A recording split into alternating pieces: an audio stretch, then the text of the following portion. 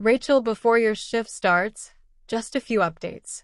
First, the discharge papers for bed 12 are delayed, not due to meds, but because social services haven't confirmed transport. I thought it was the pharmacy again. No, pharmacy sorted it last night. Also for bed 7, don't administer the antibiotic yet. Microbiology called early this morning. The culture suggests resistance, so we're switching the prescription. Should I call the doctor, Mihira? Already done. Just wait for the updated chart. One more thing, bed 3's family has been hovering. Don't discuss test results with them yet. The patient hasn't been told. Of course. Anything else? Keep an eye on fluid balance charts. They've been inconsistent across all bays, and we've had queries during audit.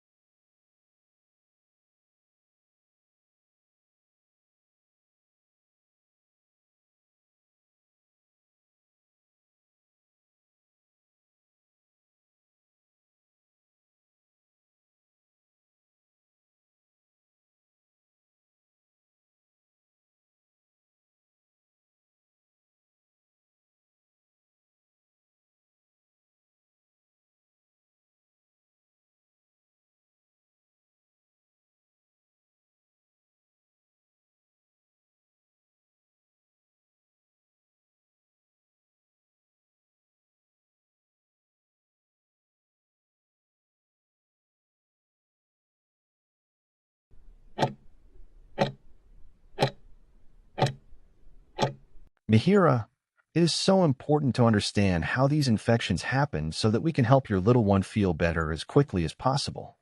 Bladder infections are actually very common in children, and they often occur simply because of how their young bodies work. Sometimes children get so caught up in playing that they hesitate to go to the bathroom, or they might not realize they are thirsty. When urine stays in the bladder for too long or isn't diluted enough by water, it becomes a place where bacteria can grow more easily. To help clear the infection and keep it from returning, focusing on hydration is our best strategy. Water is excellent, but if they are feeling a bit fussy, you can be creative.